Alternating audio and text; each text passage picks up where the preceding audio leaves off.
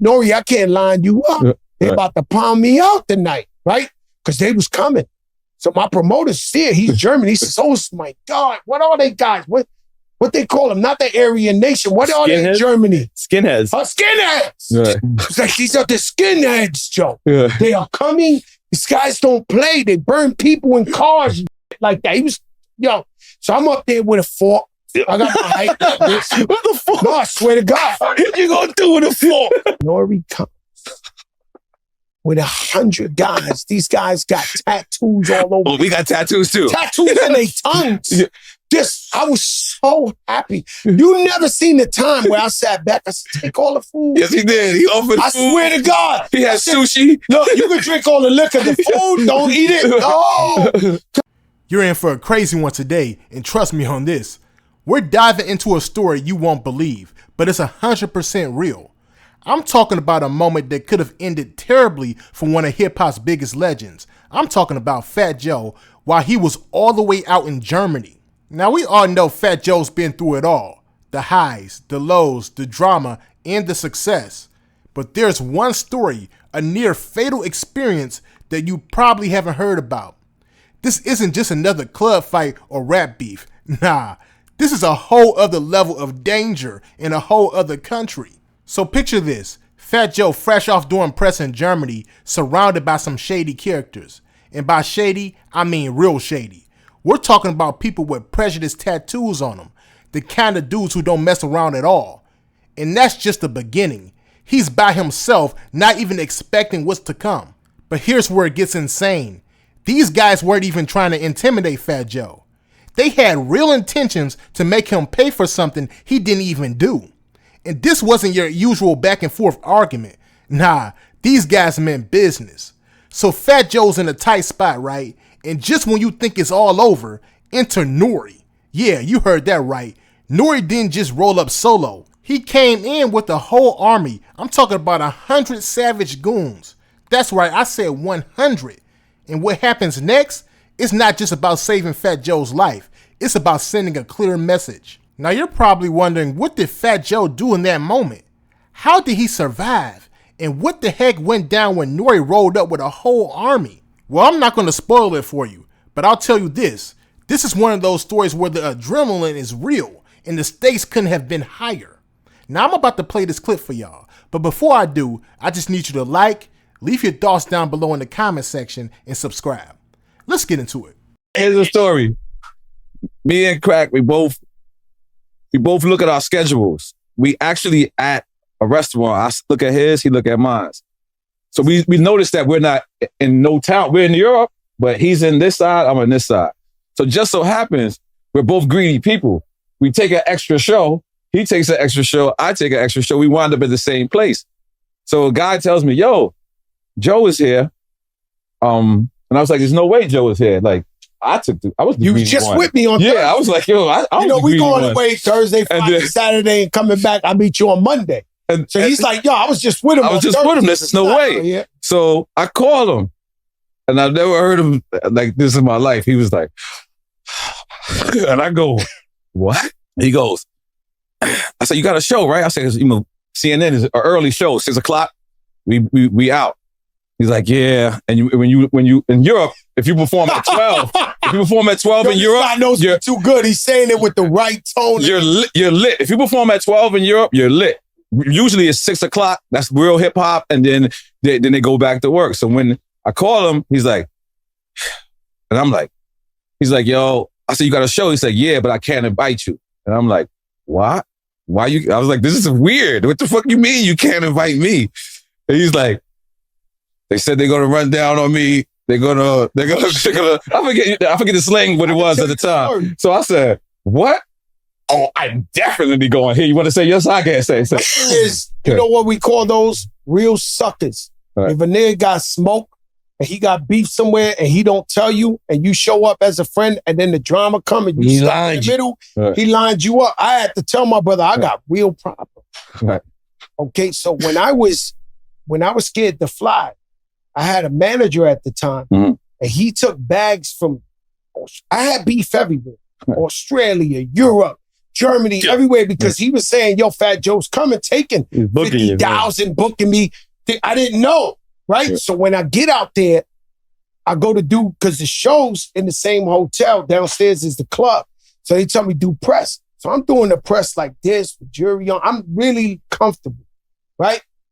So this girl's doing an interview. These dudes come in. They really a fucking Illuminati. They had the swastikas. They had the real Hitler shit. They had tattoos. They brought the guys with the Hitler shit on their baldies, like tattoos on their, I look like this. So I'm sitting, so a dude comes with a paper. I get it. No disrespect, I get it.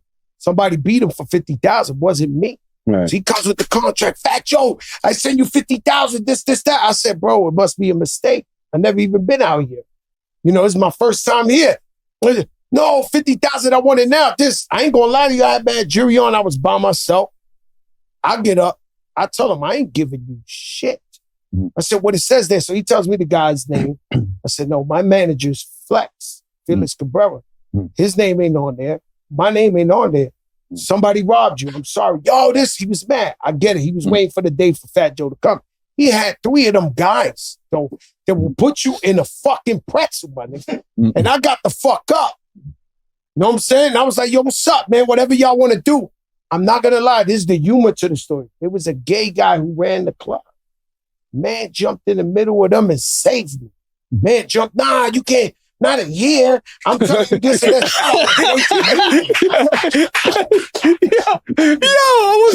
That dude snapped his fingers 2 times. That shuffle? Cancel culture. No. It's a story. No, but it's a true story. I'm picking him up. The man saved my life. When he distracted them, I spun out. I went upstairs. I got a fucking fork. I'm chopping in a fork like I got the fork like all I can guarantee. Take it to American meat. I am not invincible. All I can guarantee, America, you will see me go out. They will pound me to smithereens, drag me.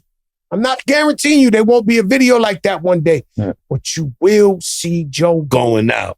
No doubt. You'll be like, yo, crack went out with 30 of them. He's about that. He said he was about that life. He's about that life. So let me ask you. Hold on. Yeah. So N.O.R.E calls me, what a blessing in disguise. So I go, yo, N.O.R.E, I can't line you up. They're about to pound me out tonight, right? Because they was coming.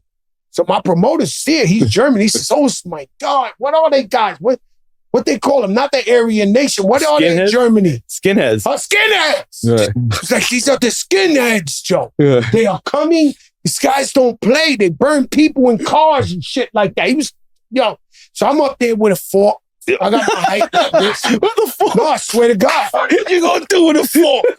Go all out, B. I'm gonna go all out. Trust me.